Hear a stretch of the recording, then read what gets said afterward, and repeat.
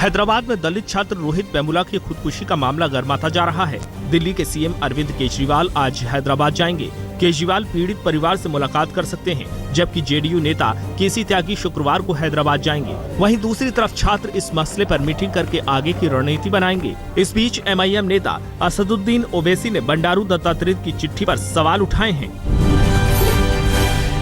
हैदराबाद में रोहित वेमुला की खुदकुशी के मामले में सरकार ने सफाई दी है। केंद्रीय मानव संसाधन मंत्री स्मृति ईरानी ने विपक्ष पर निशाना साधते हुए कहा कि ये मामला दलित बनाम गैर दलित का नहीं है। केंद्रीय मंत्री बंडारू दत्तात्रेय का बचाव करते हुए उन्होंने कहा कि छात्र के सुसाइड नोट में किसी संस्था, दल या अधिकारी का जिक्र तक नहीं है। स्मृति ईरानी ने कहा कि मैं इस घटना से बेहद दुखी हूँ। स्मृति ईरानी ने कहा कि रोहित वेमुला के निलंबन का फैसला जिस कमेटी ने लिया उसमें दलित प्रोफेसर भी हैं। स्वतंत्र देश में हर व्यक्ति को अपनी बात कहने का अधिकार है, लेकिन जातिवाद फैलाकर, लोगों को भड़काकर, समुदायों में भिड़ंत करवाने का वो अधिकार नहीं है। स्मृति ईरानी की प्रेस कॉन्फ्रेंस पर हैदराबाद यूनिवर्सिटी के SC/ST शिक्षकों और अधिकारियों के फोरम ने आपत्ति जताई है। फोरम का कहना है कि स्मृति ईरानी ने सच्चाई को गलत तरीके से पेश किया। SC/ST शिक्षक और अधिकारियों के मुताबिक स्मृति ईरानी और बंडारू दत्तात्रेय इस मामले से पल्ला झाड़ने में लगे हुए हैं। हैदराबाद में दलित छात्र की खुदकुशी के मामले में सरकार को सहयोगियों का भी साथ नहीं मिल रहा है। लोक जनशक्ति पार्टी की टीम हैदराबाद में पूरे मामले की जांच कर रही है। दलित मुद्दा होने की वजह से रामविलास पासवान की पार्टी इस मुद्दे पर पीछे रहना नहीं चाहती।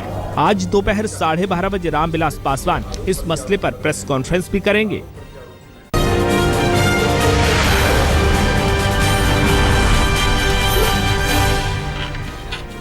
पश्चिम बंगाल में आज गृह मंत्री राजनाथ सिंह की पहली रैली होगी। राजनाथ सिंह उत्तरी 24 परगना के बारासत में रैली करेंगे।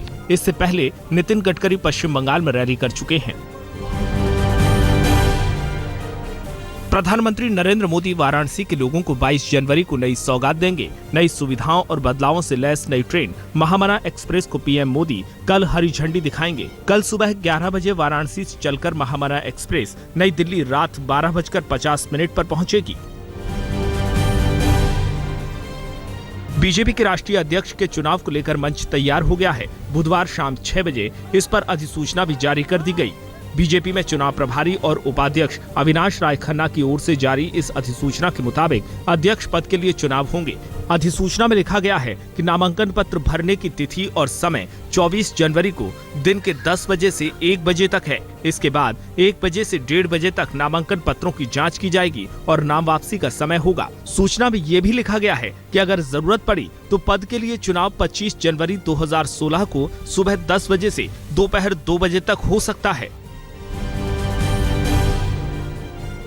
केजरीवाल के प्रमुख सचिव से जब्त फाइलें लौटाने को लेकर सीबीआई को कोर्ट ने निर्देश दिए हैं। इस पर दिल्ली के मुख्यमंत्री ने पीएमओ से जवाब मांगा है। सीबीआई पर हमला करते हुए उप मुख्यमंत्री मनीष सिसोदिया ने प्रधानमंत्री नरेंद्र मोदी को माफी मांगने को भी कहा है। उन्होंने आरोप लगाया कि राजनीति से प्रेरित कार्रवाई उनके इशारे पर की गई ताकि सीएम कार्यालय को बदनाम किया जा सके।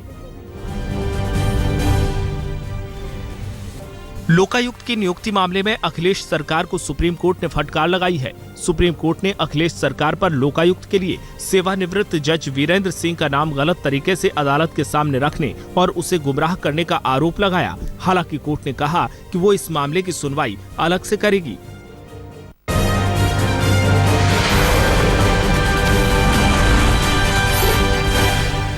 पश्चिम बंगाल के मुर्शिदाबाद के सूती पुलिस थाने में बम धमाका हुआ, जिससे पूरे थाने में आग लग गई। ऐसा बताया जा रहा है कि जो विस्फोटक और क्रूड बम जब्त हुए थे उसे थाने में रखा गया था। उसी की वजह से यह हादसा हुआ। गनीमत रही कि इसमें किसी की जान नहीं गई। बीजापुर के बयानार के जंगलों में सीआरपीएफ ने एक महिला नक्सली को मार गिराया है। इससे पहले नक्सलियों के साथ काफी देर तक मुठभेड़ चलता रहा। सीआरपीएफ की जवाबी कार्रवाई के सामने नक्सली टिक नहीं सके और जंगल में भाग गए। सर्च ऑपरेशन के दौरान सीआरपीएफ को एक राइफल और महिला नक्सली का शव मिला। असम के चिरांग से एनडीएफबी के आतंकी को गिरफ्तार किया गया है। यह आतंकी एनआईए की लिस्ट में वांटेड था। पकड़े गए आतंकी का नाम लविथवी ब्रह्मा है। यह आतंकी कोकराझार में एनडीएफबी का सेक्शन कमांडर था। 26 जनवरी को आतंकी हमले के खतरे को देखते हुए फिरोजपुर में सुरक्षा बढ़ा दी गई है। फिरोजपुर रेलवे डिवीजन के डीआरएम अनुज प्रकाश ने सुरक्षा बढ़ाए जाने की पुष्टि की है। आतंकियों के निशाने पर रेलवे स्टेशन भी है। लिहाजा पुलिस किसी भी तरह की कोताही नहीं बरतना चाहती। झारखंड के लातेहार में ऑपरेशन मुस्कान के तहत पुलिस को बड़ी कामयाबी हाथ लगी। पुलिस और बाल संरक्षण विभाग ने बाल श्रम के शिकार 8 बच्चों को रिहा करवाया। पुलिस ने 6 होटल मालिक को गिरफ्तार किया है। इन बच्चों से होटल में काम करवाए जा रहे थे।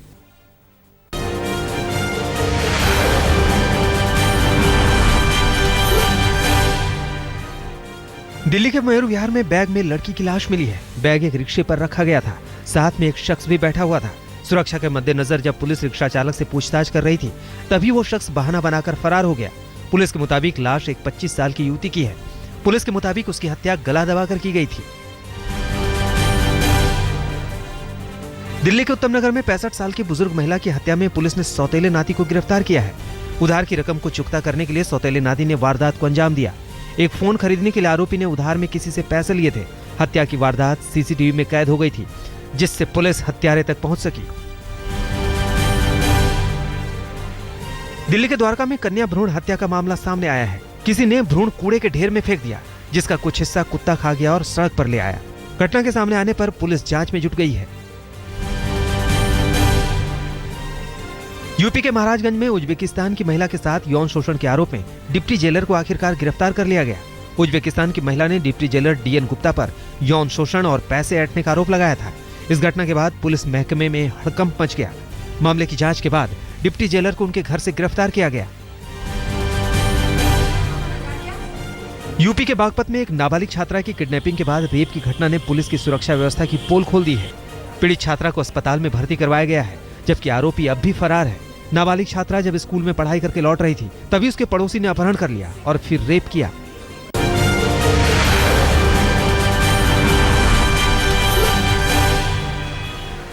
यूपी के बदायूं में 3 पड़ोसियों ने बच्चे की हत्या कर लाश जंगल में फेंक दी। दरिंदों ने बच्चे की हत्या जलाकर की। पुलिस ने तीनों आरोपियों को गिरफ्तार कर लिया है और शव को भी बरामद कर लिया है। जब परिवार वालों को इस घटना की जानकारी मिली, तो आरोपियों के घरों में आग लगा दी और तोड़फोड़ की। इस घटना के बाद बच्चे के घर वाले गुस्से में हैं। यूपी के बांदा के चिल्ला में खेत में पानी को लेकर हुए विवाद के बाद किसान की लाश पेड़ से टंगी मिली। 55 साल के मृतक किसान कमलेश दीक्षित के बेटे के मुताबिक कुछ दबंगों ने उसके पिता को जान से मारने की धमकी भी दी थी। वहीं पुलिस इस मामले को आत्महत्या बता रही है। राजस्थान के करौली में एक युवक की हत्या के बाद शव को कुएं में फेंक दिया गया। पुलिस ने शव को कुएं से निकलवाया, लेकिन हत्या की वजह का अब तक पता नहीं चल पाया है। मृतक के पिता को अपने पड़ोसी पर शक है। भोपाल में एक डॉक्टर पर महिला मरीज के साथ रेप करने का आरोप लगा है। 32 साल की महिला इलाज करवाने के लिए अस्पताल आई थी। महिला का आरोप है कि 1 महीने से डॉक्टर उसे नशीला पदार्थ खिलाकर रेप कर रहा है। पुलिस ने आरोपी डॉक्टर को गिरफ्तार कर लिया है। पश्चिम बंगाल के कूच बिहार में नाबालिग लड़की के साथ गैंगरेप के बाद हत्या का मामला सामने आया है। पीड़ित परिवार ने इंसाफ की मांग की है। पुलिस ने जांच शुरू कर दी है। लाश को पोस्टमार्टम के लिए भेज दिया गया है।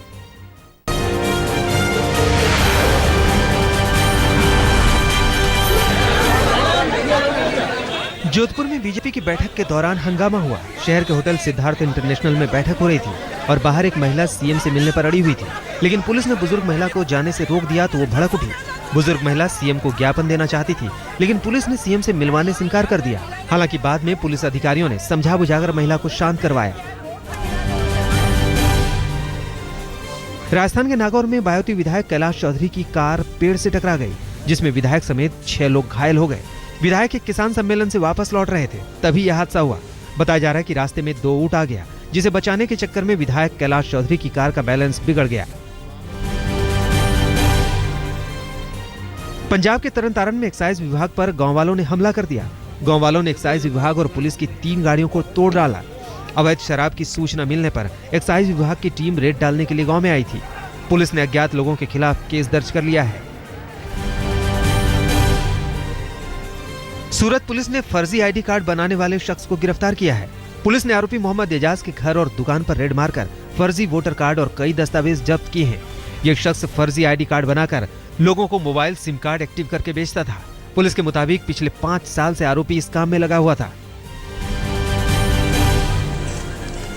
पश्चिम बंगाल के पुरुलिया में विजिलेंस की टीम ने फर्जी विकलांग सर्टिफिकेट के साथ 4 मुसाफिरों को गिरफ्तार किया। ये मुसाफिर टाटा दानापुर दक्षिण बिहार एक्सप्रेस में सवार थे। चारों मुसाफिरों को जीआरपी को सौंप दिया गया है। आज इन मुसाफिरों की पुरुलिया जिला अदालत में पेशी होगी।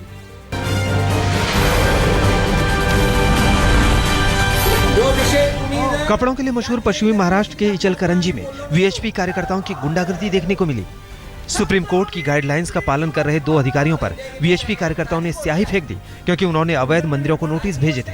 वीएचपी कार्यकर्ताओं की इस गुंडागर्दी के खिलाफ नगर परिषद के कर्मचारी हड़ताल पर जाने की धमकी दे रहे हैं। बरेली में आईएसआईएस के खिलाफ फतवा जारी किया गया है। दरगाह अल हजरत ने मुसलमानों से आईएसआईएस और उसकी हर गतिविधियों से बचने की अपील की है। फतवा जयपुर से मांगे गए जवाब के आधार पर जारी किया गया। ऋषिकेश में नेशनल ग्रीन ट्रिब्यूनल के नियमों का खुलेआम उल्लंघन हो रहा है। गंगा नदी के 100 मीटर के दायरे में धड़ल्ले से अवैध निर्माण का काम हो रहा है। हाल ही में एनजीटी ने उत्तराखंड सरकार को कड़ी फटकार लगाई थी और नमामि गंगे की फंडिंग को रोक भी दिया था, लेकिन राज्य सरकार की अब तक नींद नहीं खुली है। राजस्थान के कोटपुतली में नकली दूध बनाने की फैक्ट्री का भांडाफोड़ हुआ है। नामी कंपनियों को यहां से सिंथेटिक दूध बेचा जाता था। पुलिस ने मौके से रासायनिक पेस्ट, ड्राई ग्लूकोज और डेयरी क्रीम भी बड़ी मात्रा में बरामद किया है। पुलिस ने एक आरोपी को गिरफ्तार किया है। पुलिस के मुताबिक ये गोरख धंधा पिछले 2 साल से चल रहा था। मुंबई के जहांगीर गैलरी में राष्ट्रीय पुरस्कार विजेता ईश्वरी रावल की कैनवस पेंटिंग का प्रदर्शन हुआ। ये प्रदर्शनी 25 जनवरी तक चलेगी। प्रदर्शनी का थीम ह्यूमन रिलेशन है। ईश्वरी रावल ने अपनी सारी पेंटिंग को एक मानव आकार दिया है। ऑस्ट्रेलिया के हाथों टीम इंडिया को चौथी हार मिली। कैनबरा में ऑस्ट्रेलिया ने 25 रनों से मैच पर कब्जा कर लिया। कैनबरा में भारत को 349 रनों का टारगेट मिला था, लेकिन पूरी टीम 323 रन पर आउट हो गई। चौंकाने वाली बात यह है कि आखिरी 9 विकेट महज 46 रन पर ही गिर गए। शिखर धवन और विराट कोहली की शानदार बल्लेबाजी के बावजूद टीम इंडिया नहीं जीत सकी। शिखर ने 126 रन और विराट कोहली ने 106 रन बनाए, लेकिन इन दोनों के आउट होते ही बाकी बल्लेबाज ताश के पत्तों की तरह ढह गए। चौथे वनडे की हार के बाद टीम इंडिया के कप्तान महेंद्र सिंह धोनी ने हार की जिम्मेदारी खुद ली है। उन्होंने कहा कि मेरा आउट होना मैच का टर्निंग पॉइंट था। 5 मैचों की सीरीज में ऑस्ट्रेलिया 4-0 से आगे है। 5वां और आखिरी वनडे 23 जनवरी को सिडनी में होगा। ऑस्ट्रेलियन ओपन के पुरुष डबल्स के पहले दौर में ही लिएंडर पेस की चुनौती खत्म हो गई। हालांकि महेश भूपति और मुलर की जोड़ी दूसरे दौर में पहुंच गई है।